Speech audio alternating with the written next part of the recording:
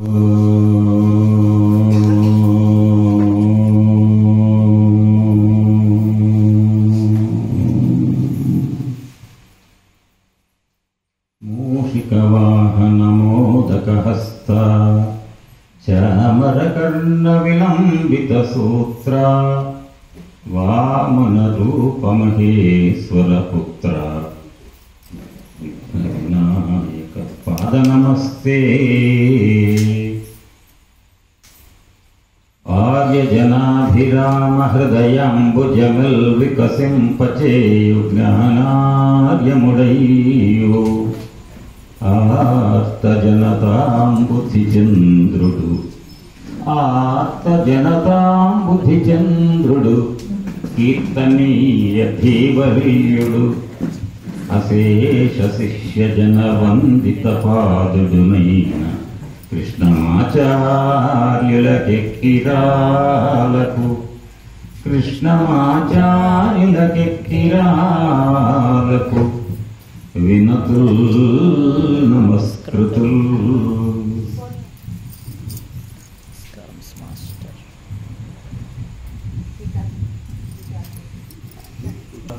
ఎక్కిరాల కులవారిధి పూర్ణ శశాంక ఎక్కిరాల కులవారిధి పూర్ణ శశాంక జ్ఞాన విభ్రాజిత భవ్య విగ్రహ అపార కృపా భరితాంతరంగ సంపూజిత పాదనీరజ విమోహతమోంతక విమోహతమోంతక మాన్య శ్రీ భరద్వాజ సుపూజ్య నామ శ్రీ భరద్వాజ సుపూజ్య నామ అభివందనముల్గును సద్గురుత్తమా అభివందనముల్గును సద్గురుత్తమా. క్షిరాల కులవారిధి పూర్ణ శశాంక. చూసారండి, ఎక్కిరాల కులవారిధి పూర్ణ శశాంక. ఎక్కిరాల కులం అనేది ఒక మహాసముద్రం అయితే సముద్రాన్ని ఉప్పొంగింపచేసేది ఎవరు? చంద్రుడు. ఎక్కిరాల కులం అనే సముద్రాన్ని ఉప్పొంగింపచేసేటువంటి పూర్ణ శశాంక పూర్ణ చంద్రుడు, పౌర్ణమి నాటి చంద్రుడు. పౌర్ణమి నాటి చంద్రుడు సముద్రాన్ని ఉప్పొంగింపచేస్తాడు. అట్లనే ఎక్కిరాల అనంతాచార్య స్వామి వారి యొక్క కుమారుడుగా భరద్వాజ గారు ఒక ఋషి. నిజంగా భరద్వాజ గారి గురించి గొలగముడి ప్రాంతంలో ఒక్కొక్కళ్ళు నేనే 2.5 గంటలు చెప్తాను ఉపన్యాసం అంటే నాకు వాళ్ళు చెప్తుంటారు. ఆ వింటూ ఉంటే ఎట్లా అనిపిస్తుంటుందంటే వాళ్ళు అదే అంటారు, సార్ మీరు మా భరద్వాజ మాస్టర్ గారు ఆయన ఎక్కిరాల కులం గురించి భలేగా చెప్తున్నారు సార్ అని. మరి మీరు అంతకంటే బాగా చెప్తున్నారు ఆయన నాకంటా నేను. ఎందుకంటే నేను చెప్తున్నా, మీరు ఆయన గారితో జరిగినటువంటి అనుభూతిని మీరు పంచుకుంటున్నారు. అది అనంతాచార్య వారు 4 కుమారులను కన్నారు. నలుగురే. అందులో భరద్వాజ గారి యొక్క విశిష్టత ఆయనక ఎక్కిరాల కులాంబోధి విధుమానంద రూపిణం అనంతార్య తనూజాతం కృష్ణం వందే జగద్గురుం. అనంతార్య తాతగారి యొక్క వైభవం అది లోకానికి ఒక సద్గురువుని ప్రసాదించినటువంటి ఆ యొక్క అదృష్టం అనంతాచార్య తాతగారికి దొరికింది. అయితే ఇక్కడ సంపూజిత పాదనీరజ విమోహతమోంతక విమోహతమోంతక అనేది చెప్తా. ఇప్పుడు ఈ పూట ఉపన్యాసంలో వచ్చేదే అది. విమోహతమోంతక, విమోహము విశిష్టమైన మోహం. మోహం మామూలుది కాదండి, అది మానవ జాతిని పట్టి పీడిస్తున్నటువంటి పెద్ద రోగం. ఆ మోహం అనేదాన్ని అది ఎటువంటిదట? తమస్సు, అది చీకటి. ఆ చీకటి ఎటువంటి చీకటి అనుకున్నారు? లోపల ఉంటుంది. ఆ చీకటి గొప్పతనం ఏంటో తెలుసా అండి? లోపల ఉందని తెలవకుండా చేస్తుందట. పోనీ ఉంది లేదు ఏదో ఒకటి అర్థం అవ్వాలి కదా. లోపల ఉంటుంది, ఉన్నామని ఎరుక లేకుండా చేస్తుందట. అంత గొప్పది ఆ తము, ఆ చీకటి. దాన్ని అంతం చేసేటువంటి సద్గురువు. విమోహతమోహంతక అంటే విశిష్టమైనటువంటి మోహంతో మనందరం కూడా మానవ జన్మ ఎత్తి ఇబ్బంది పడుతుంటే దాన్ని అంతం చేసేటువంటి వాడెవరు అంటే ఒక్కడే. లోపల ఉన్నటువంటి గుకార అంధకారస్య దుకార నిరోధక అంధకార నిరోధిత్వ గురుదిత్యభిధీయతే అంటుంది శాస్త్రం. గుకారం అంటే అంధకారం, లోపల చీకటి. ఆ చీకటి గురించి ఒక్క మాట చెప్పాలంటే, భూమికి ఆకాశానికి మధ్య చీకటి వచ్చింది. పగలు 3 గంటలు చెప్పుకున్నాం. లైట్లు వెలిగినాయా? వేసింది లేదు, నాకైతే గమనించలేదు. ఇప్పుడు లైట్లు వేయాల్సి వచ్చింది. పైగా నాగేశ్వరరావు గారు లైటింగ్ సరిపోతుందా అన్నారు. అంటే వెంటనే లైటింగ్ సరిపోతుందా అందుకని అన్నీ మొదలవుతాయి.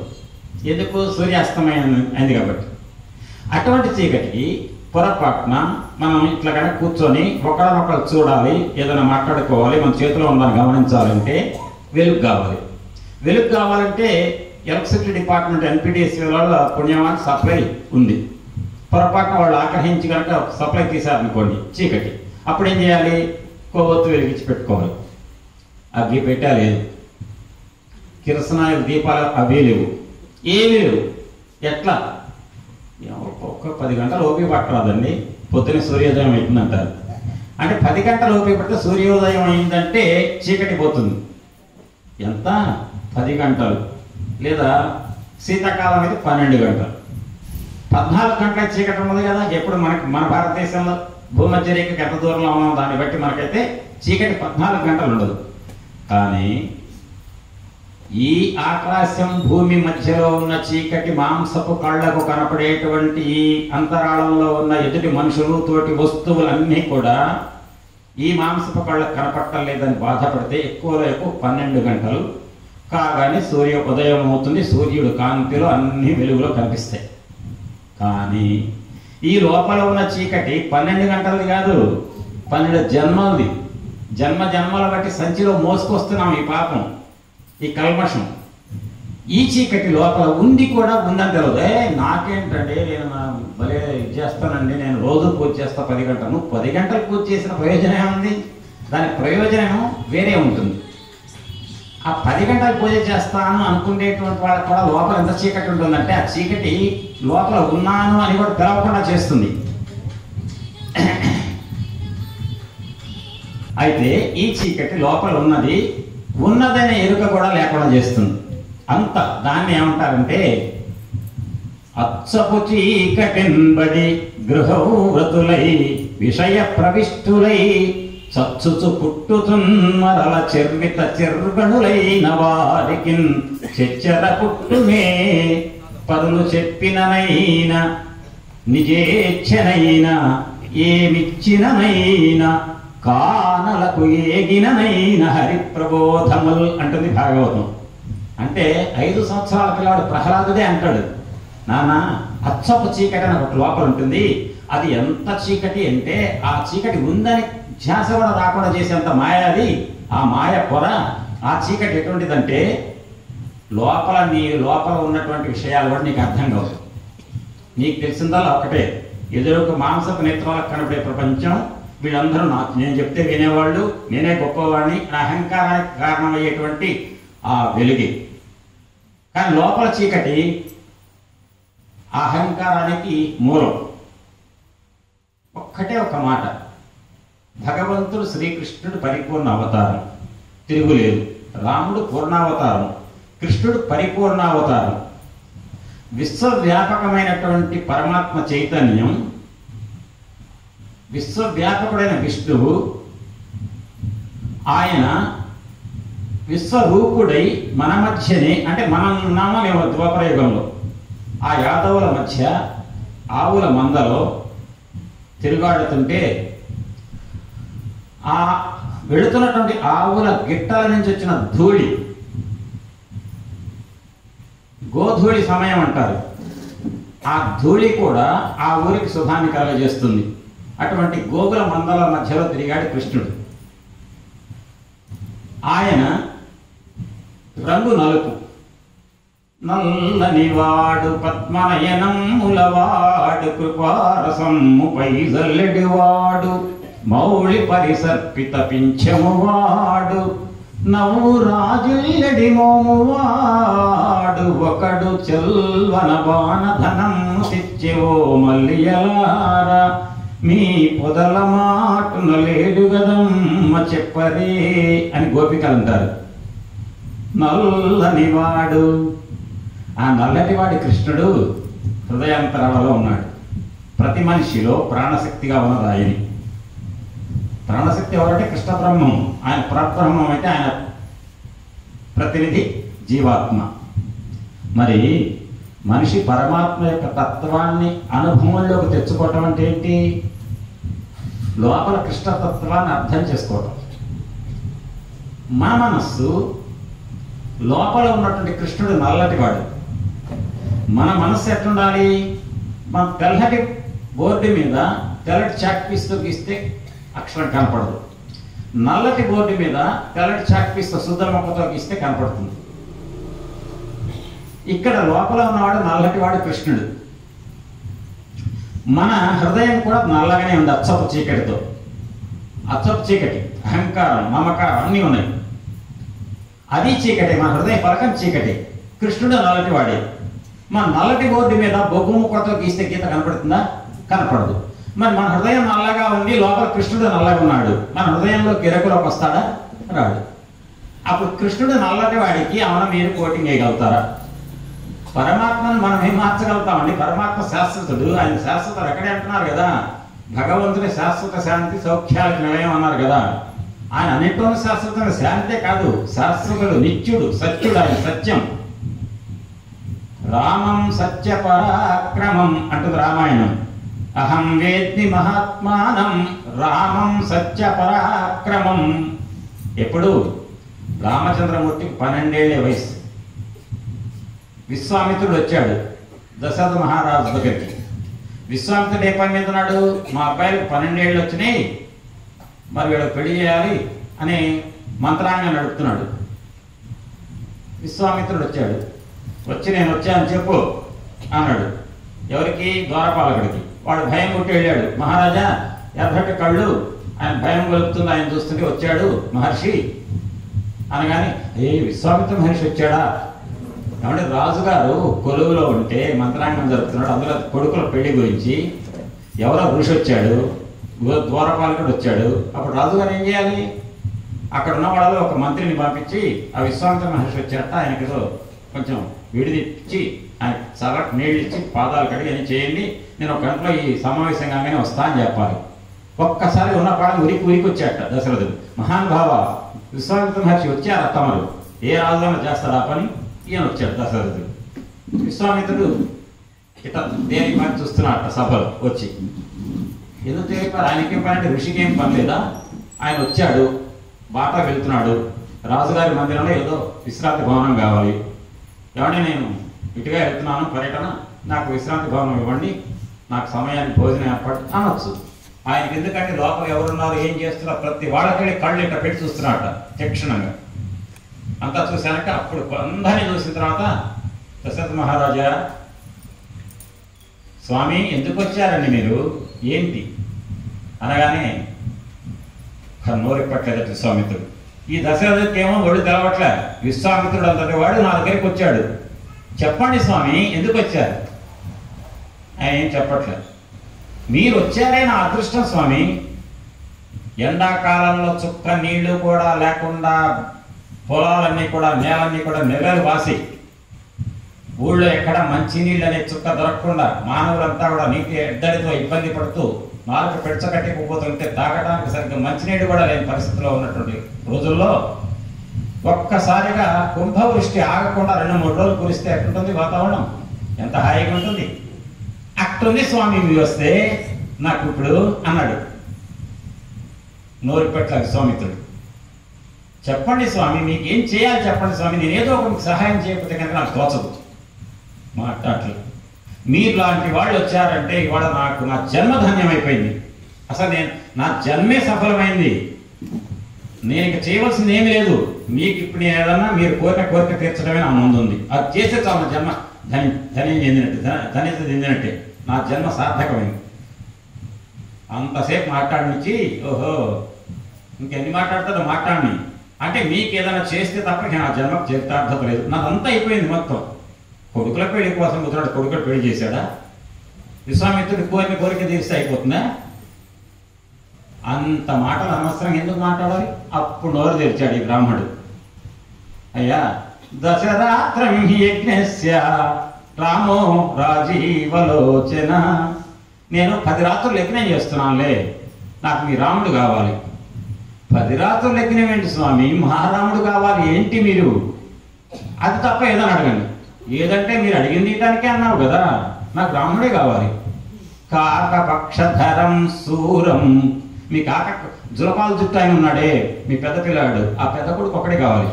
నేను ఇవ్వలేను స్వామి, నా పెద్ద కొడుకు నేను ఇవ్వలేను. నేను వస్తా, చెప్పండి. నువ్వెందుకయ్యా నాకు దేనికి పనికి వస్తావు? మహారాజా ఇప్పటికి అనేక సార్లు యజ్ఞం చేశారు. ప్రతిసారి యజ్ఞం మొదలు పెట్టిన దగ్గర నుంచి 4వ రోజు 5వ రోజు 6వ రోజు భయంకరమైన రాక్షసులు మారి సుబాహులు వస్తున్నారు.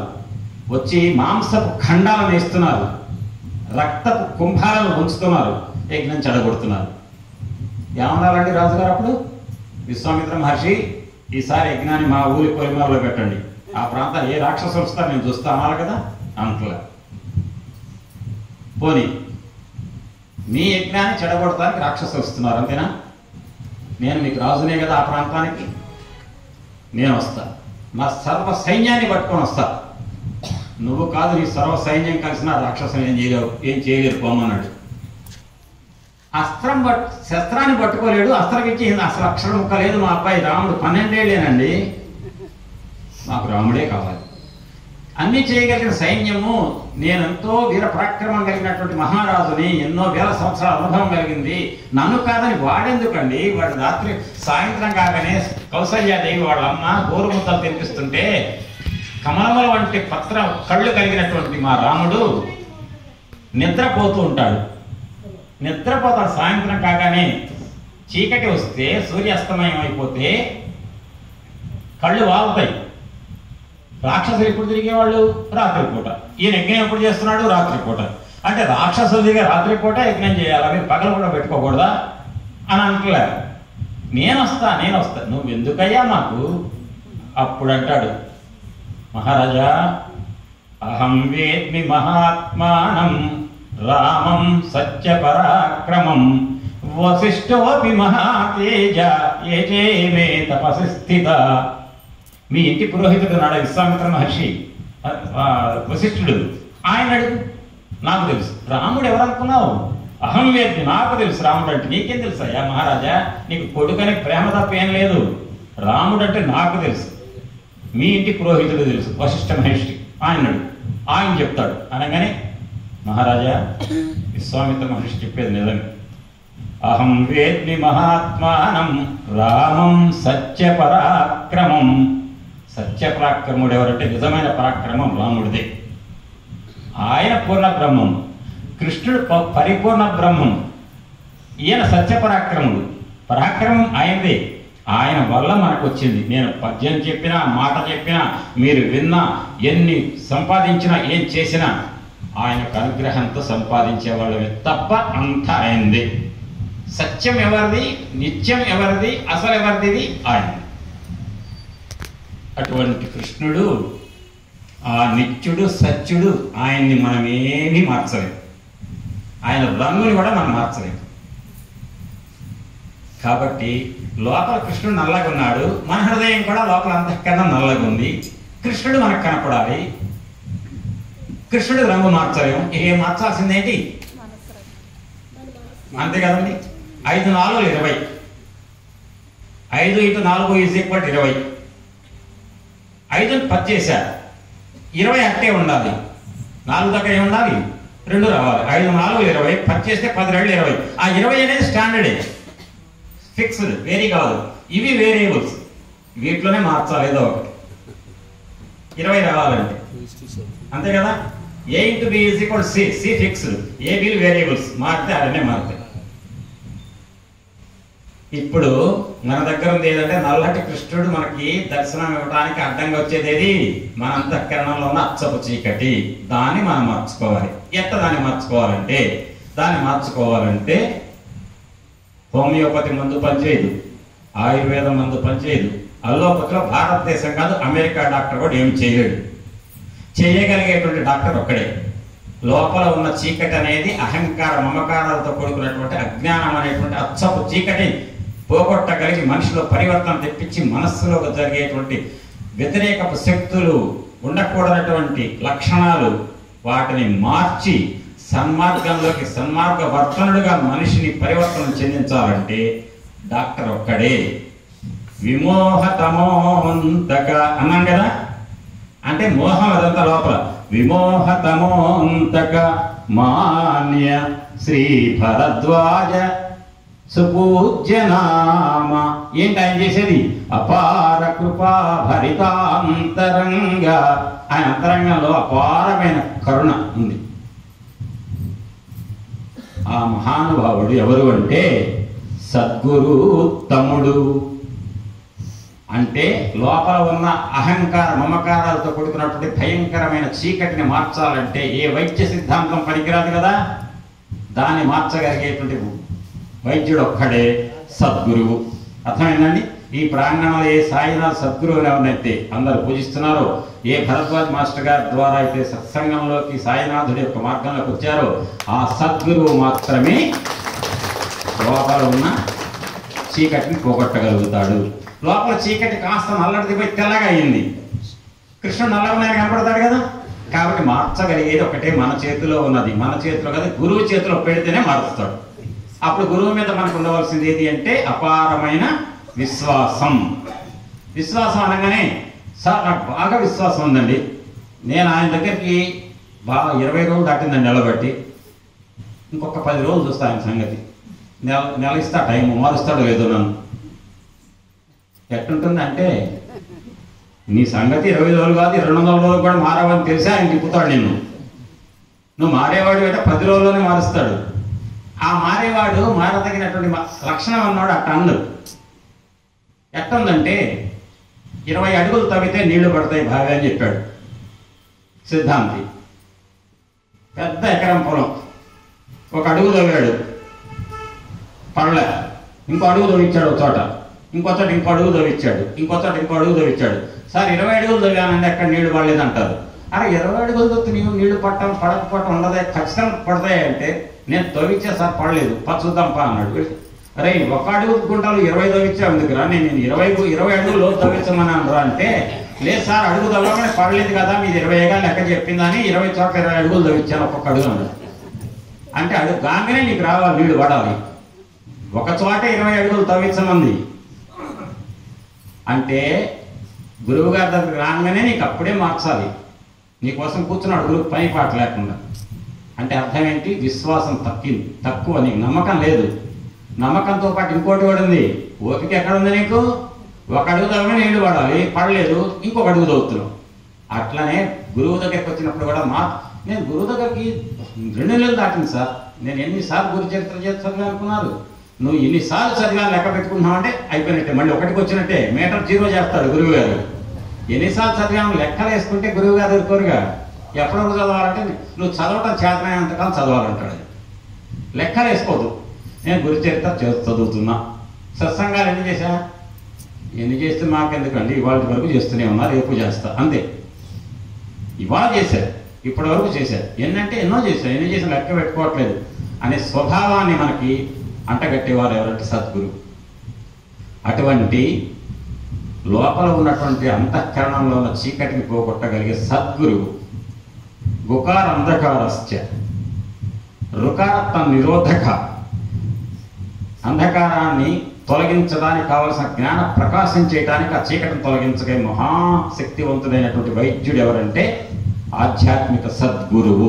అటువంటి సద్గురువు సన్నిధిలో ఇప్పుడు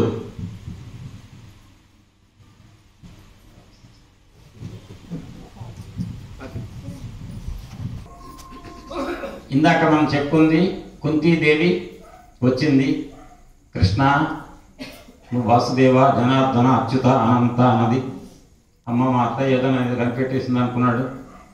ఈ లోపల మరి ఉన్నది ఊరుకుంటున్నా చేసినని కాసిన కోసిన కాదుగా సహాయాలు ఆయన అవన్నీ తలుచుకుంది. చివరికి యాదవులందు పాండు సుతులందు అధీశ్వర నాకు మోహ విచ్ఛేదము సేయవయ్య. ఏం విచ్ఛేదం చేయమంటుంది ఏంటి? మోహం అంటే ఆమెకు తెలిసిన అర్థమైంది, నాకేదో మోహం ఉంది కృష్ణ, నాకు ఇదే మోహం ఉండేటైతే నిన్ను మర్చిపోతా, నిన్ను నేను గుర్తుపెట్టుకోవాలంటే నాకు నువ్వు కష్టాలు పెట్టాలంటుంది. మొదట్లో నాకు కష్టం ఉంటే కష్టం కోసం ఏం చేస్తాం?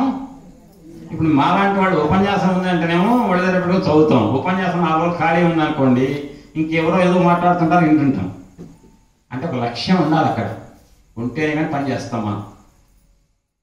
కాబట్టి మోహ విచ్ఛేదము సేయవయ్య ఘన సింధువు చేరడి గంగ భంగి నీ పాద సరోజ చింతనముపై అనిశంబు మదీయ బుద్ధిన్ అత్యాదర వృత్తితో గదియునట్లుగా సేయుగదయ్య ఈశ్వరా.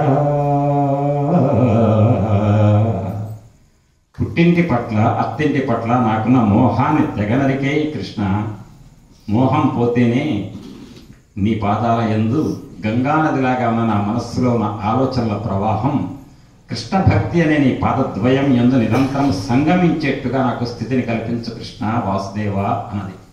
అమ్మమ్మ మరి మా అత్తయ్యకి ఇంకెక్కువ ఛాన్స్ ఇచ్చేటైతే నన్ను పరబ్రహ్మం వీళ్ళందరికీ చెబుతుంది పోయి అన్నిళ్ళకి అని చెప్పి మోహం కప్పేసి ఒక మాయ కప్పాడు. ఏంటి అల్లుడా అంది. అమ్మ మా అత్తయ్య బయటకు వచ్చిన చాలనుకున్నాను. బయటకు సిద్ధమయ్యాడు వెళ్ళడానికి. ఈయన వచ్చాడు, బావా నాకు ఈ రాజ్యం చేయబుద్ధి కట్టలేదు. అదేంటి బావా నీకు ఏమైంది?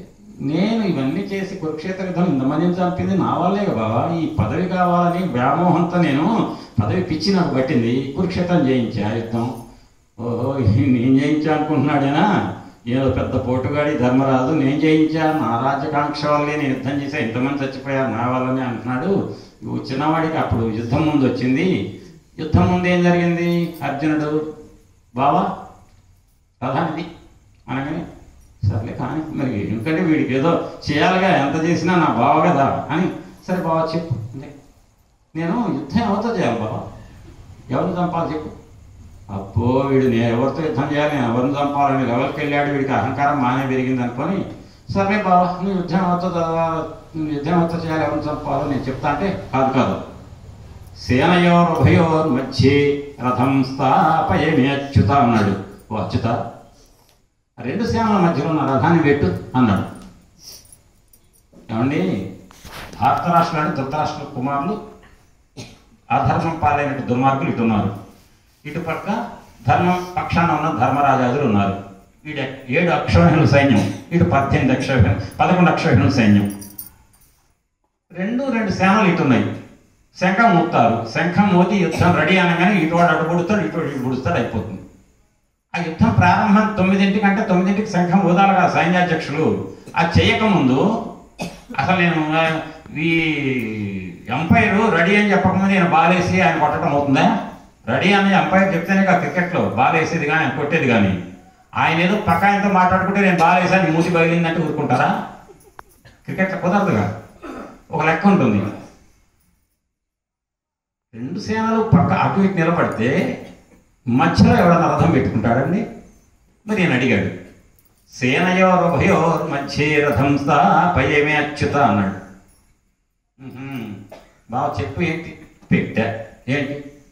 ఎవరితో చేయాలి బావ నేను యుద్ధం? నేను ఎవరితో చేయాలి చెప్పు అనగానే, అబ్బో వీటిని మరీ ఎక్కువైపోయింది, నేను ఎవరితో చేయాలని చెప్పి అంటున్నాడు. ప్రతిదీ ధర్మం ఇటుంది, అధర్మం ఇటుంది, మొదలైన తర్వాత ఎవరెవరు చేస్తారో తెలియదా అనగానే, అది బాబు నువ్వు ఆయన ఉన్నాడు పెద్ద ఆయన భీష్ముడు, ఆయన తాతయ్య. అమ్మో మా తాతయ్య నాకు చిన్నప్పుడు గోరుముద్దలు తినిపించిన ఆయన.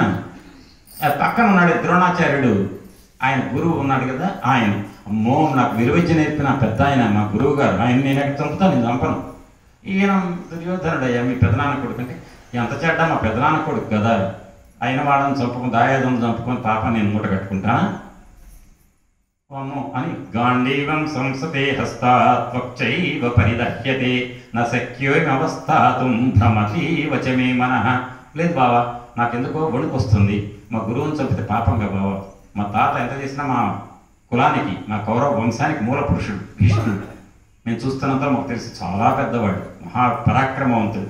ఆయన నేను చంపలేను బాబు, నా వల్ల కాదు, నా ఒళ్ళు ఉణికిపోతుంది, నా ధనుసు దారి పడిపోయింది, నేను ఏం చేయలేను. నకాంక్షే విజయం కృష్ణ నచ రాజ్యం సుఖాని చ కిం నో రాజ్యేన గోవింద కిం భోగై జీవితేన వా. ఎందుకు బావా నాకు వాళ్ళని చంపి పాపం మూట కట్టుకొని ఆ రక్తపు కూడు రక్తం చిందించి అయిన వాడిని, గురువుని, పెద్దవాళ్ళని చంపి తద్వారా లభించిన రాజ్యాన్ని నేను అనుభవించవలసిన అగత్యం నాకేం బట్టి నేను చేయను బావా, నేను యుద్ధం చేయను అన్నాడు. సరే వచ్చేటప్పుడు ఏమో నేను ఎవరిని చంపాలా అని అడుగుతున్నావు, ఇప్పుడు వాళ్ళని చంపాలి ముగ్గురు చూపించగానే వణికిపోయి ధనసు పడేస్తున్నా. ఏంటి బావా అర్జున ఏంటిదంటే, నేను చేయను కాక చేయను. ఆ సమయంలో కృష్ణుడు అర్జున ఒళ్ళు దగ్గర పెట్టుకో, యుద్ధం చేయి అన్నానుకో, ఏం బెదిరిస్తున్నావా, నేను చేయనుకో అంటాడు. కృష్ణుడు ప్రణాళిక దెబ్బతింటుంది. నా మాటని బావా చెయ్యి ఎట్టొకట, నీకు నేర్పా కదా, నీకు శివుడిని తపస్సు చేస్తే పాశుపతాస్త్రం ఇచ్చాడు కదా, నీకేగా ఇచ్చింది, నీ దగ్గర ఆయుధాలు ఉన్నాయి కదా, నువ్వు తర్వాత కర్ణుడిని చంపే బాధ్యత నీదే కదా, పెద్ద పెద్ద వాళ్ళని పడేయాల్సిన బాధ్యత నీదే కదా బావా అంటే, నన్ను రెచ్చగొడుతున్నావా, నేను చెయ్యి అంటాడు. బతిమిలాడినా చేయడు, అరిచినా చేయడు. గట్టిగా మాట్లాడితే నువ్వు మరీ ఎక్కువ కనుక ఇబ్బంది పెడితే టార్చర్ పెడుతున్నావు, నేను వెళ్ళిపోతా అంటాడు. అసలు మొదటికి మోసం వస్తుంది. అప్పుడు ఏం తోచాలి ఎవరికి, కృష్ణుడికి. ఏం చేయాలి, ఈయన భయం లేదు, వీరుడు, అన్ని విద్యలు వచ్చు, వాడికి పట్టుకుంది ఒకటే జాడ్యం ఏంటంటే, నేను చంపుతున్నాను, నేనే చంపుతా, వీడు నా వాళ్ళు, నేను చంపడానికి నేను వామ్మో నేను చంపాలా అని నేను అహంకారం, నా వాళ్ళు మమకారం. అహంకార మమకారాలతో కొట్టుమిట్టాడే వాళ్ళని పట్టుకొని ఏ హోమియోపతి మంది ఇచ్చినా పని చేయదు, ఆయుర్వేదం పని చేయదు, అల్లోపతి అంతకంటే పని చేయదు. దానికి కావాల్సింది ఏదంటే సద్గురు బోధ. కృష్ణం వందే జగద్గురుం. జగద్గురు అయిన కృష్ణుడు యుద్ధరంగంలో రెండు సేనల మధ్యలో కృష్ణ పరమాత్మ అర్జునుడికి 700 శ్లోకాలతో గుదిగుర్చబడేటువంటి ఒక గొప్ప సారాన్ని అర్జునుడికి ఉపదేశించాడు కృష్ణుడు. అప్పుడు ఏదో గణం గట్టెక్కింది, అయిపోయింది, అర్జునుడు ఒప్పుకున్నాడు. మధ్యలో చాలా చెప్పాడు. క్లైవ్యమాత్మగమః పార్థానైతత్వైపపద్యతే క్షుద్రం హృదయ దౌర్బల్యం త్యక్తః ఉత్తిష్ట పంతపా. ఇతరులను తప్పింపజేసే శక్తివంతుడు అర్జున, నువ్వు మామూలువాడివే, ఎందుకయ్యా నువ్వు భయపడతావు పిరికివాళ్ళగా, నీ పిరికితా వదిలిపెట్టుకో. హృదయ దౌర్బల్యంతో నువ్వు బాధపడుతున్నావు, నువ్వు కాదు చంపేది, వాళ్ళు చస్తున్నారంటే అధర్మానికి పాల్పడ్డారు, నువ్వు చంపుతున్నావు అంటే నీకు నేను ధర్మం పట్ల ఉన్నావు అనే విషయాన్ని ఎరుకలోకి తెచ్చి నేను చంపమంటున్నా. నువ్వెవరివి? ఆనాడు ద్రౌపది యొక్క జడ పట్టుకొని సభలోకి ఈడ్చుకొచ్చిన నాడే వాడు చావు మూడింది. ఇవాళ నువ్వు నిమిత్త మాత్రుడుగా ఉండి బాణం వేయమంటే వేస్తున్నావు, అంతవరకు బోధించాడు. మధ్యలో బోరుడని చెప్పాడు, చిట్ట చివరికి అడిగాడు మొత్తం. అర్జున అని అంటే బావా అనకుండా కృష్ణ అంటాడు. కానీ అడగవలసిన ప్రశ్న అడిగాడు. అడిగి ఖచ్చితేత శ్రుతం పార్థ త్వైకాగ్రేణ చేతస ఖచ్చిత జ్ఞాన సమోహ ప్రణష్టస్తే ధనంజయ. ధనంజయ అన్నాడు. కృష్ణుడు కాస్త గెలుతాడు. వీడు కాస్త మా దారికి వచ్చారు, అన్న తర్వాత వీళ్ళలో ఎంత స్టాండర్డ్గా దారికి వచ్చారో నాటకం అని తెలుసుకోవటం కోసం మన కృష్ణమాచార్య వారు, అనంతకృష్ణ గారు వీళ్ళు చేస్తారు ఇట్లాంటి పనులు. ఏం చేస్తారంటే అంతా చెప్పి, ఏమో అచ్యుతరామారావు వాడు ఉపన్యాసం నువ్వేనే బాగా చెప్పాలంటే, అవును మాస్టర్ గారు నేనే మొత్తం నేను నా ఒటి చెప్తా ఇవాళ ఉపన్యాసం గురించి కూర్చొని నడుపుతా అంటానేమో అని, మొత్తం అల్లు గారు మీదేనండి మొత్తం అంట. ఏమన్నా అది మీది లేదు నాది లేదు, ఆయన నడిపాయన ఆ సంగతి తెలుసు అని, ఇది మర్చిపోయానేమో అని అడుగుతారు. ఇవాళ మొత్తం నీదే, నువ్వే చెప్పాలి. అట్లనే కృష్ణుడు ధనంజయ అన్నాడు. అబ్బో ధనంజయ అంటున్నాడే మా బావ, అయితే నేను ధనంజయుడినా అని ఫ్లాష్ బ్యాక్ గుర్తు రావాలి. రాజస్వ యాగం చేయాలంటే డబ్బులు లేవు. వెళ్ళాడు చుట్టుపక్కల సామంతరాజు దగ్గర పోయి కొల్లగొట్టాడు అర్జునుడు, డబ్బులు తెచ్చాడు.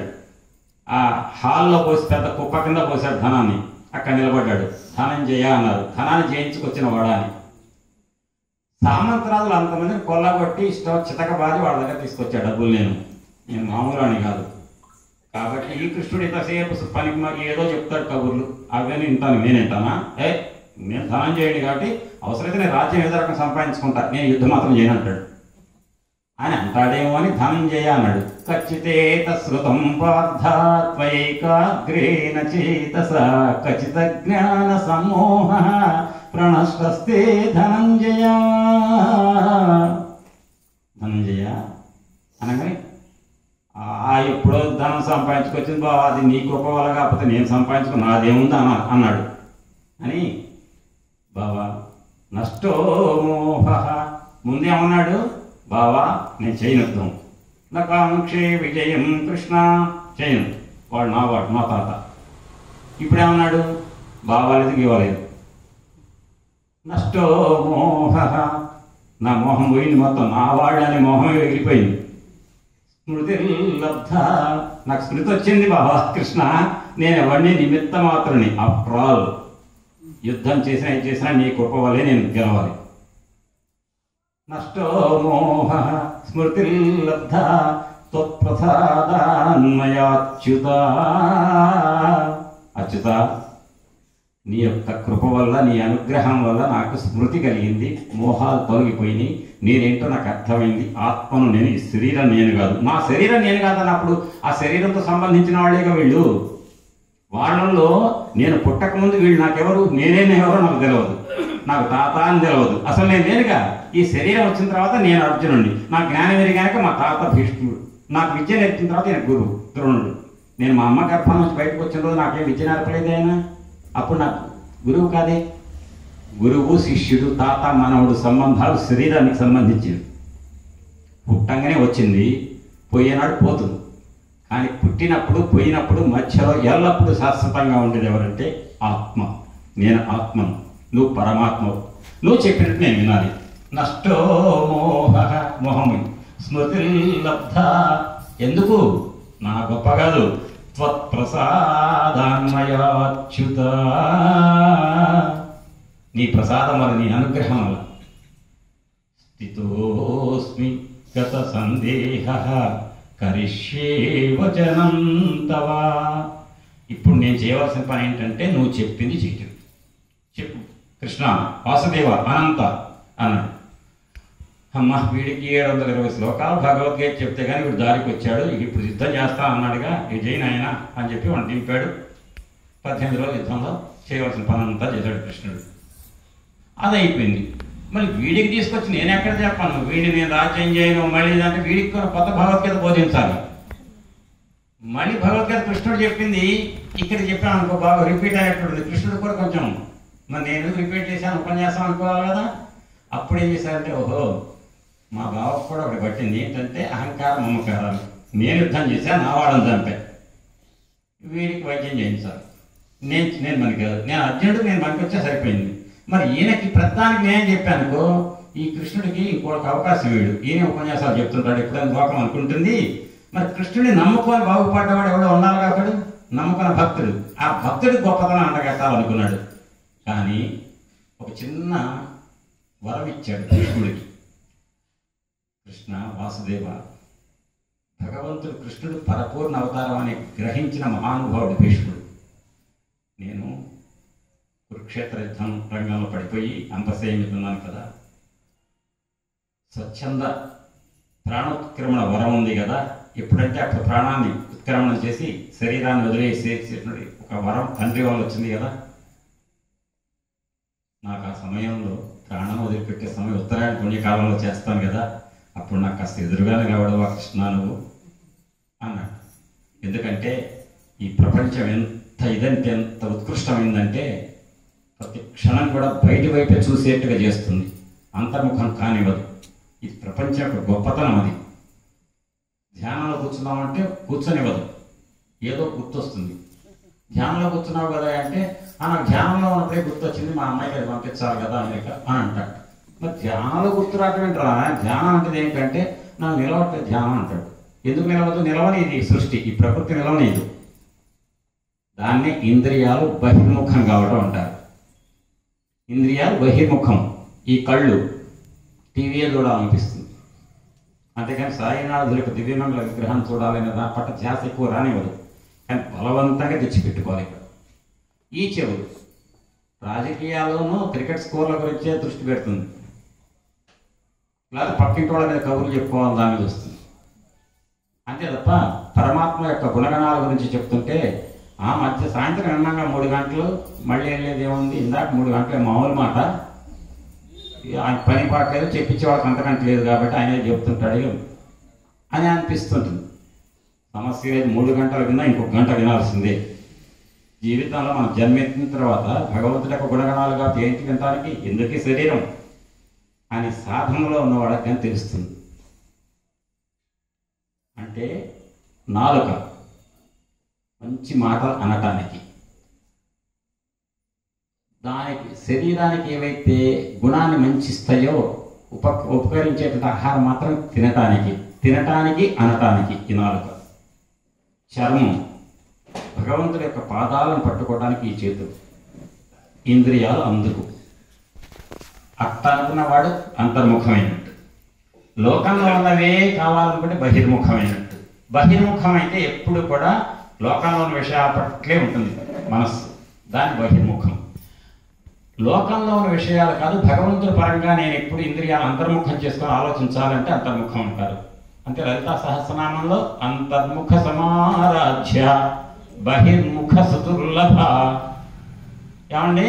అంతర్ముఖ సమారాధ్య అయితేనే దొరుకుతుంది, బహిర్ముఖ దుర్లభ అంటేనే దొరకదని.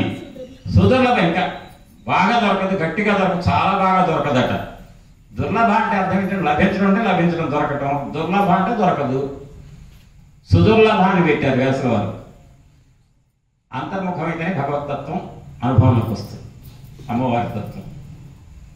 అటువంటి ఇంద్రియాలు బహిర్ముఖం అవటం, దానివల్ల పుట్టినవాడు పోక తప్పదు, పోయినవాడు మళ్ళీ పుట్టక తప్పదు.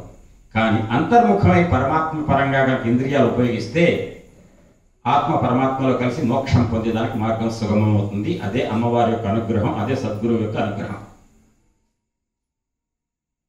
ఈ రకంగా ధర్మరాజుకు కలిగినటువంటి శంక తీర్చాలంటే నేను అర్జునుడికి తీర్చా కదా, నన్ను నమ్ముకొని ప్రాణం పోయే సమయంలో నువ్వు ఎదురుగా నిలబడి కృష్ణ అని అడిగితే సరే అదే విధంగా భీష్మ తాత అన్నానే. ఎందుకంటే ప్రాణోత్క్రమణ సమయంలోనే మా అబ్బాయికి అది ఇచ్చా కానీ రెండో వాడికి అక్కడ ఏదో కొనిపెడతా రిజిస్ట్రేషన్ చేద్దాం అనుకున్నా నాకు అని ఆలోచించుకుంటూ పోయాడు అనుకోండి, ఆ 2 ఎకరాల కోసం వస్తుంది మళ్ళీ ఒక జన్మ.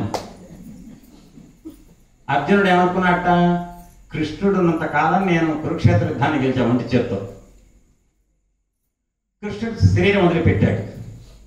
కృష్ణుడు భార్యలందరినీ మేనాలో ఎక్కించుకొని రక్షిత ప్రదేశానికి తీసుకెళ్తున్నాడు. బోయేవాళ్ళు వచ్చి అటకాయించారు. ఏమండి? కురుక్షేత్రంలో 100 మందిని 1000 మందిని, ఉత్తర గోగ్రహణంలో కొన్ని 1000 మంది వచ్చారు సైన్యం. 6 మహారథులు వచ్చారు, కర్ణుడు, ద్రోణుడు, దుర్యోధనుడు, అశ్వత్థామ, భీష్ముడు, కృపాచార్యుడు. 6 మహారథులు. 6 మహారథులు వస్తే ఒక్కడండి అర్జునుడు, ఎవ్వరు లేడు. ఈ నడిపే ఆయన ఎవరు? ఉత్తర కుమారుడు. 6 మహారథులు 1000 సైన్యం వస్తే వస్తున్నారని కూడా తెలియదు, కానీ వాళ్ళందరి సమ్మోహనాస్త్రంతో పడేశాడు అర్జునుడు. అంతమంది మహారథులను పడేశాడా? ఇక్కడ 4 బోయేవాళ్ళు వచ్చి కొడితే దెబ్బలు తిని వచ్చి నాకు దెబ్బలు కొట్టారు బోయేవాళ్ళు, నేను ఎదురు కొట్టలేకపోయా. ఎందుకంటే కృష్ణుడు లేడు కాదు, పక్కన కృష్ణుడు లేకపోతే ఏముంది? ఇంటికి వచ్చి చెప్పాడు, నేను ఎంతో పెద్ద బ్రహ్మాండం కురుక్షేత్ర యుద్ధం చేశా, ఉత్తర గోగ్రహణంలో ఎంతో మంది కొట్టా, తర్వాత ఘోషయాత్రలు ఎన్నో గంధర్వులను ఓడగొట్టా, ఎన్ని చేశా. కానీ ఎందుకు చివరిలో నాకు బోయేవాడితో దెబ్బ తినాల్సి వచ్చింది, బోయేవాడితో ఇదే సై మాట. ఎవరితో దెబ్బ తిన్నాడు? బోయేవాడితో దెబ్బతిన్నా, ఇదే ఇది. ప్రాణం పోయే సమయంలో నేను పోయేవాడితో దెబ్బతిన్నా, నా గతి ఏంటి, నా బతుకేంటి అని అనుకున్నాడు. చివరి పోయేవాడిగా పుట్టాడు. ఎవరు పోయేవాడు? భక్త కన్నప్ప. అర్జునుడు భక్త కన్నప్పగా పుట్టాడు కదా. ఎందుకని భక్త కన్నప్పగా పుట్టాడు? నేను పోయేవాళ్ళతో దెబ్బతిన్నా, నేను గొప్ప వీరాధివీరుణ్ణి, కానీ చివరిలో మాత్రం బోయేవాళ్ళు దెబ్బ కొట్టారు, నన్ను బోయేవాళ్ళ చేతిలో అనవసరంగా అవమానం పాలయ్యా బోయేవాడు అని అనుకుని బోయేవాడిగా పుట్టాడు. అంటే ప్రాణం పోయే సమయంలో ఏదైతే ఆరాపణ వస్తుందో ఆ సంబంధించి జన్మ ఎత్తాడు. ఈ ధర్మరాజుకి ఈ శంక తీర్చడం అనేది కృష్ణుడి యొక్క ముందున్న సమస్య. అవతల ఆయన ఏమన్నాడు భీష్ముడు, నాకు ప్రాణాత్క్రమణ చేసే సమయంలో నా ఎదురుగా నువ్వు ఉండు కృష్ణ, ఈ లోకం మామూలుది కాదు, చాలా చెడ్డది. ఆ సమయంలో నేను ఎప్పుడో ఎవరో నేను దెబ్బ కొట్టింది గుర్తొచ్చి నాకు మడి పుడతా, నిన్నే చూశానుకో. నిన్ను చూస్తే ఎవరు చూసినట్టు? పరమాత్మ. పరమాత్మ చూస్తే పరమాత్మలో ఐక్యం కావటమే. అర్థం కాలేదండి, అంతేగా. పరమాత్మను చూసుకుంటూ కనుక ప్రాణం వదిలిపెడితే పరమాత్మలో లీనం కావటమే, అంటే మోక్షం. కాబట్టి ఆ స్థితి నాకు కల్పించు కృష్ణ అంటే తథాస్తు అన్నట్ట. మరి నా శిష్యుడు నన్ను నమ్ముకున్నాయన. ఎవరు నన్ను నమ్ముకున్నాయన? ఎవరు? భీష్ముడు. ఆయన అక్కడ అపసయం మీద ఉన్నాడు. ఆయన ప్రాణం వదిలిపెట్టే రోజు వచ్చేసింది, ఆయనకి ఇవ్వాలి. మరి ఇదే పనిలో వీడు ఇక్కడ పట్టుకొని బావా నేను రాజ్యం చేయని అంటున్నాడు. కాబట్టి ఇద్దరికి కలిపి ఒకేసారి రెండు పనులు అయిపోవాలి. అంటే భీష్ముడికి వరం ఇచ్చినట్టు అవుతుంది, దర్శనం ఇచ్చినట్టు. ఆ భీష్ముడికి దగ్గర తీసుకుపోతే ధర్మరాజు డౌట్లు తీరుస్తాడు. మీరు ఇక్కడే అడగచ్చు ఒక మాట, సార్ భీష్ముడి దగ్గర తీసుకుపోయి తీర్చకపోతే కృష్ణుడు తీర్చలేడా అని. కృష్ణుడు తీర్చలేక కాదు, కృష్ణుడు ఏం చేయలేడు, అన్నీ చేయగలుగుతాడు. కానీ భీష్ముడి దగ్గరికి పోవాలి ముందు. ఇవాళ ఆయన ప్రాణం వదిలిపెట్టే రోజు. అక్కడ తీసుకోకపోతే భీష్ముడి దగ్గర చెప్పి ఆయనతో చెప్పించాడు అనుకోండి కొన్ని మాటలు. కృష్ణుడు తనను నమ్ముకున్న భీష్ముడితోటి ఇంత గొప్ప మాటలు లోకానికి చెప్పించాడని గొప్ప ఆయనకు తప్పుతుందిగా భక్తుడికి. అంటే భక్తుడి యొక్క గొప్పతనాన్ని కూడా చాటాలి అని అక్కడికి తీసుకెళ్ళాడు. కుంతి పాండవులు ఒక రథం, వ్యాసుడు కృష్ణుడు ఇంకో రథం యుద్ధరంగానికి వెళ్ళారు. ఆ సమయంలోట ప్రచారం అయిపోయిందట. ధర్మరాజుకు ధర్మాల మీద అనుమానాలు వచ్చినాయట. ధర్మరాజు ఎవరండి? ధర్మానికి ప్రతిరూపం. ఆయనకి ధర్మం మీద డౌట్స్ వస్తాయా? వచ్చినాయట. ఋషులు, భరద్వాజులు, అత్రి, అంగిరసుడు, మహానుభావులంతా లోకంలో తెలిసిపోయి ఆ కురుక్షేత్ర యుద్ధం దగ్గరికి వచ్చారట. ఏంటంటే ఇవాళ ధర్మరాజుడు డౌట్లు అన్నీ అడుగుతాడట. ఆ ధర్మరాజు డౌట్లని భీష్ముడు తీరుస్తాడట. అసలు ధర్మరాజుకు డౌట్లు రావడం ఏంటి? ఆ డౌట్లను భీష్ముడు తీర్చడానికి భీష్ముడికి అరే పడిపోయి 40 రోజులు అయింది, మంచు గడ్డగట్టే చలిలో శరీరం పడిపోయి అపసయం మీద ఉన్నాడు, ఆయన ఎట్ట మాట్లాడతాడు, ఈయన డౌట్ ఎట్ట తీరుస్తాడు, ఆయనకి ఎక్కడ తెలుస్తుంది అసలు ఇవన్నీ అని అందరికి డౌట్లు వచ్చి అక్కడికి వచ్చారట. పైన ఆకాశ మండలంలో చూస్తున్నారట. ఇక్కడ అపసయం మీద ఉన్నాడు భీష్ముడు. కృష్ణుడు తీసుకెళ్ళాడు. తాత బాగున్నాడు వాసుదేవా అని ప్రణామం చేశాడు. నోటెమ్మటి మాట రాకలే. ఎక్కడుందండి 40 రోజులు ఆహారం ఎక్కడ, నీళ్ళు ఎక్కడ ఉన్నాయి? చూడగానే ఒక్కసారిగా కుంతీదేవిని చూసేసరికల్లా భీష్ముడికి కంటి వెంట నీళ్ళు జలజలాలన్నాయట. 25 ఏళ్ల వయస్సులో భర్తను కోల్పోయి 5 పిల్లలతో అనాథగా ఎంతో బాధలకు లోనవుతుంటే బావగారు ధృతరాష్ట్రుడు గుడ్డివాడు, ధృతరాష్ట్రుడు భార్య ఆయన పుట్టుగుడ్డివాడు ధృతరాష్ట్రుడు, కుంతీదేవి పెట్టుగుడ్డిది, ఆమె పెట్టుకుంది. ఒక గుడ్డివాడిని చేసుకున్నప్పుడు గాంధారి ఏం చేయాలండి? గాంధారి తన భర్త ధృతరాష్ట్రుడికి తన కళ్ళతో చూసిన ప్రపంచాన్ని తన భర్తకు చెప్పాలి. గాంధారి నా భర్త కళ్ళేవుగా, నేను కూడా కళ్ళు లేకుండా చేసుకుంటే మంచిది అంటే పతివ్రత అంటే అది అనుకుంది. అంటే నా భర్త గుడ్డోడు కాబట్టి నేను కూడా గుడ్డిలాగా కావాలి, అంతే తప్ప నా భర్త కళ్ళు లేనివాడిని నేను చేసుకున్నా నా కళ్ళతో వచ్చిన చూపుని నా భర్తకు తెలియజేసి నా భర్తకి ఈ లోకాన్ని చూపిద్దాం అనుకోలేమే గాంధారి. ఆమె కూడా పెట్టుకుంది. ఆయన పుట్టుగుడ్డివాడు, ఈమె పెట్టుగుడ్డిది. ఈ ఇద్దరు గుడ్డివాళ్ళు కాబట్టి వాళ్ళకి పుట్టిన పిల్లలు కూడా గుడ్డివాళ్లే. దుర్యోధనుడు వీళ్ళంతా గుడ్డివాళ్లేగా. గుడ్డివాళ్ళైతే మరి ద్రౌపదిని ఎట్లా లాక్కొచ్చాడు దుశ్శాసనుడు? అంటే మంచిని చూడలేని గుడ్డివాళ్ళు, సత్యాన్ని చూడలేని గుడ్డివాళ్ళు. ప్రపంచాన్ని చూడవచ్చు, సత్యాన్ని చూడలేకపోయారు. అటువంటి ధృతరాష్ట్రుడు గాంధారుల యొక్క కుమారుల శకం అయిపోయింది. వాళ్ళు ఎంత టార్చర్ పెట్టారు, కుంతీదేవిని ఎంత ఇబ్బందులు పెట్టారు. తల్లి ఎన్ని ఇబ్బందులు కోర్చుకుందయ్యా మహాతల్లి అని చెప్పి ఆ కుంతీదేవిని చూసి కళ్ళమట నీళ్లు గార్చాట. శక్తి ఉండి కూడా నేను కాపాడలేకపోయా కుంతీదేవిని, పాండవులను. కారణం ఏంటంటే ఆ దుర్యోధనుడు ఉప్పు తింటున్నా కాబట్టి వాళ్ళ వైపే మాట్లాడవలసి వచ్చింది అని ఏడ్చాట. ఏడ్చి వాయువశంబులై ఎగసి వారి ధరంబులు మింట కూడుచు పాయుచునుండు కైవడి ప్రపంచము సర్వము కాలతంత్రమై పాయుచు కూడుచుండునొక భంగి కాలము చెరింపదు కాలము అన్నియు చేయుచునుండు కాలము విచిత్రము దుస్తరము ఎట్టివారికిన్ అన్నట్టండి భీష్ముడు. ఎంత గొప్ప మాట అనుకున్నారు. ఆకాశంలో మేఘాలు కూడుకుంటాయి, గాలి రాగానే విడిపోతాయి. అట్టనే లోకంలో కూడా మానవులు కలుస్తూ ఉంటారు, విడిపోతుంటారు. ఆకాశంలో మేఘాలు కలవటానికి వాళ్ళందరూ కలుస్తాయి, ప్రయత్నం చేస్తాయి, వెంటనే గాలి వచ్చి విడగొడుతుంది. లోకంలో కూడా మానవులు కలుస్తారు, వెంటనే మానవులు కూడా విడిపోతారు. ఎప్పుడు కలుస్తారో తెలియదు, ఎప్పుడు విడిపోతారో తెలియదు. ఎవరి ప్రభావం? కాల ప్రభావం. అంత గొప్పది కాలం, చాలా విచిత్రం కాలం, దుస్తరం. ఎవరు కాలానికి ఎదురుగా ఎవరు ఈదలేరు. కాలం అంత గొప్పది. కాలం అన్నీ చేస్తుంది.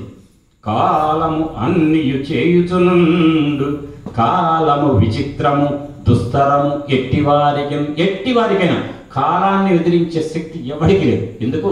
కాలస్వరూపుడ పరమాత్మ అధీనంలో కాలం ఉంది. మానవులారా, భీష్మ పితామహుడు అంటున్నాడు, కుంతీదేవి ఎవరు, ధర్మరాజు ఎవరు? ఎవరైనా కాలానికి లోబడాల్సిందే. అంత గొప్పది కాలం అని చెప్పాడండి. చెప్పి మాట అంటాడు.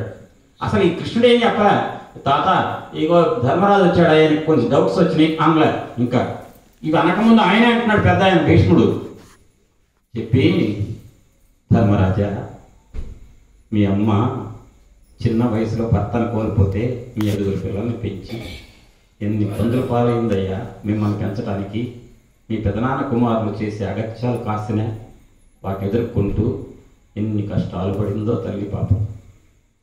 అయినా ధర్మరాజా, ఈ లోకంలో ఇబ్బందులు రావాలంటే ఎవరికి వస్తాయి? డబ్బులు అవన్నీ సంపద లేకపోతే, ఏ అంగబలం అర్ధబలం లేకపోతే వాళ్ళకి ఆపదలు వస్తాయి. అంగబలం అర్ధబలం అంటే డబ్బులు బాగా ఉండాలి, అవి లేవనుకోండి ఆపదలు రావడానికి అవకాశం ఉంది. అంగబలం అంటే మనం పిలవగానే 10 మంది వచ్చే వాళ్ళు ఉందనుకోండి, ఇబ్బంది లేదు. వాడు గెలిస్తే మనం అక్కడ కూడా పోకూడదని ఎవరో దుర్మార్గుడి గురించి అనుకున్నారనుకోండి, సంఘం మొత్తం వెలివేసింది అనుకోండి, వాడికి ఆపదలు రావడం సహజం కదా. అంటే అర్ధబలం అంగబలం ఉంటే రాదు. అంటే డబ్బులు 10 మంది, అంగబలం ఉంటే చాలండి. దైవబలం ఉండాలి, దైవబలం ఉండాలి. అంటే అంగబలం అర్ధబలం ఎంతనో దైవబలం అంతే. 2 ఉంటేనే మనిషికి ఆపదలు రాకుండా ఉంటాయి. మహానుభావులు కృష్ణ పరమాత్మ అనుగ్రహంతో మీ జీవితాలు గడిచేది. రాజట ధర్మజుండు, మీ రాజెవరు? ధర్మరాజు. సురరాజసుతుండట ధన్వి.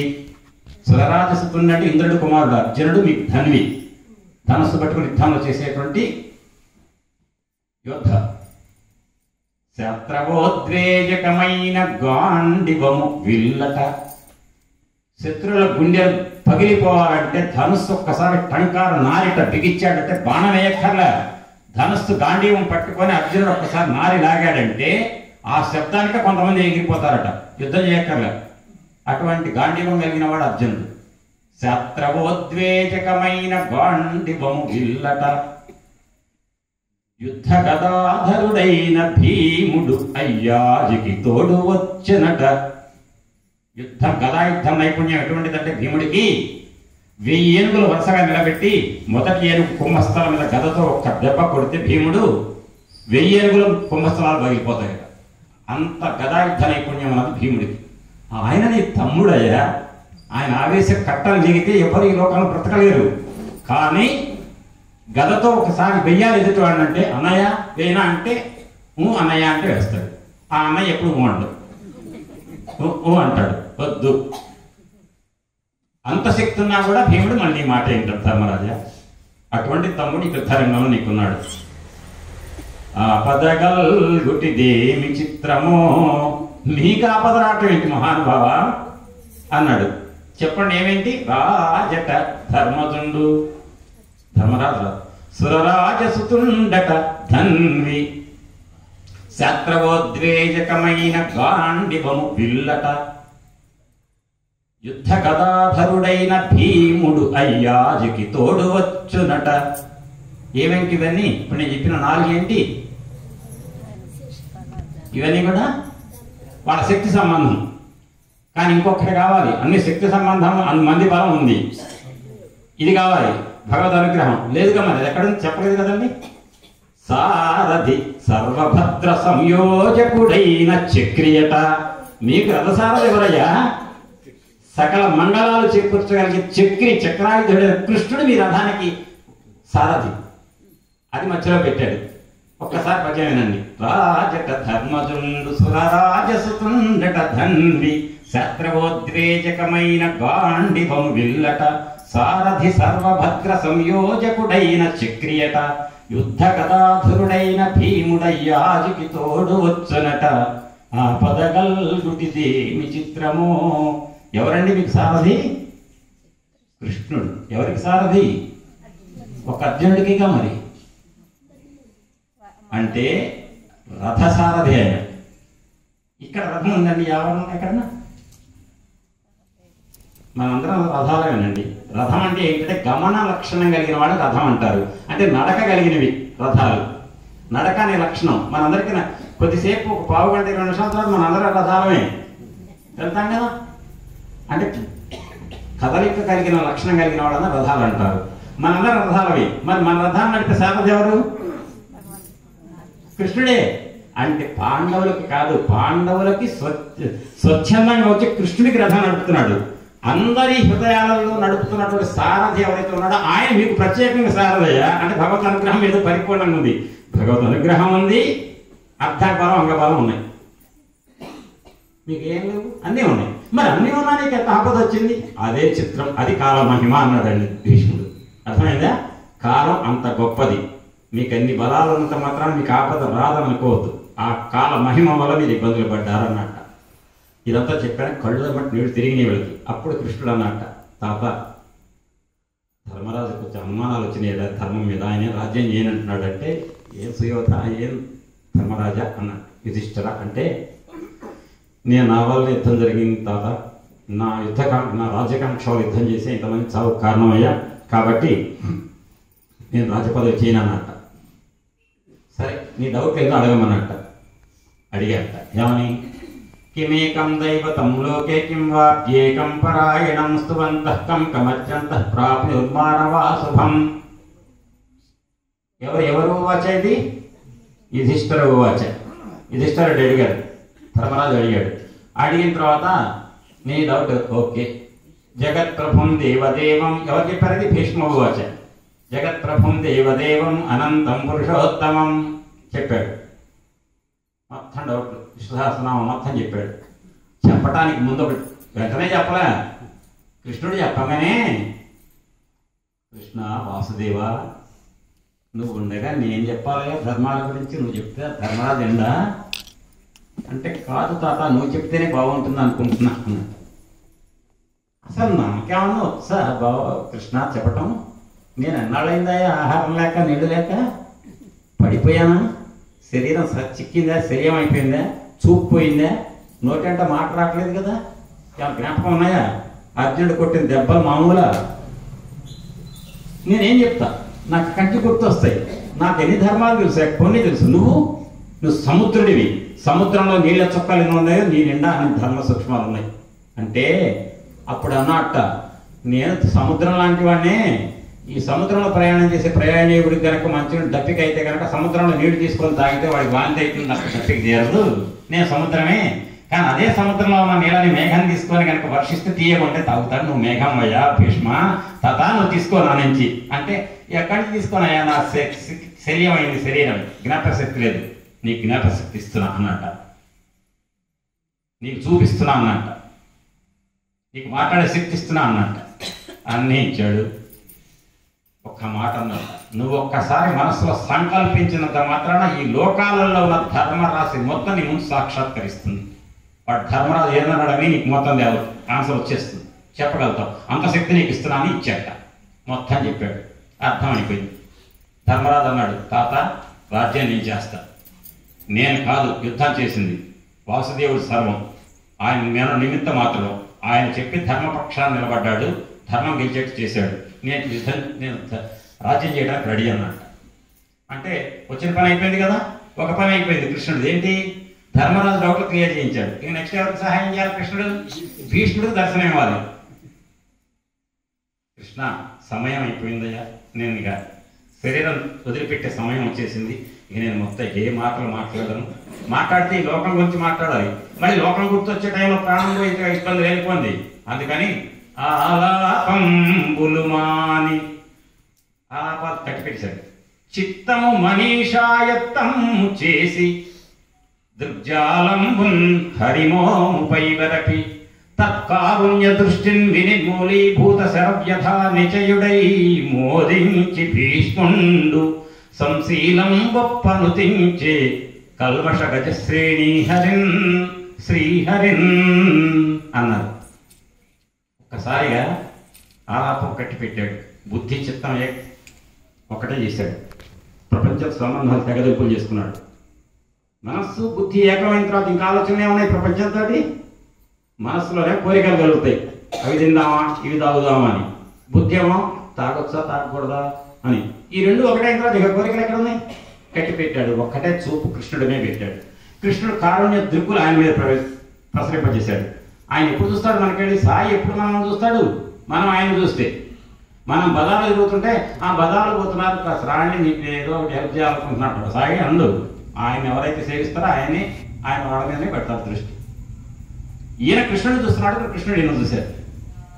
ఆ చల్లటి చూపులకి భీష్ముడు ఒంటిపై ఉన్నటువంటి ఆ బాణపు దెబ్బలు నెప్పులన్నీ మాయమైపోయినాయట. హాయిగా ప్రశాంత చిత్తంతో కృష్ణుడిని స్తుతిస్తూ ప్రాణం వదిలిపెట్టాడు. ఆ సమయంలో కృష్ణుడు ఆ భీష్ముడు చేసినటువంటి కృష్ణ స్తుతిని ఒక్క 10 నిమిషాలు చెప్పేసి, మొట్టమొదట త్రిజగన్మోహన నీలకాంతి తనువు దీపింప ప్రాభాత నీరజ బంధు ప్రభమైన చేలముపైంద్రంజిల్ల నీలారక వ్రజ సంయుక్త ముఖారవిందము అతిసేవ్యం వై విజృంభింప మా విజయం చేరిడి వన్యకాడు మదినావేశించు నెల్లప్పుడు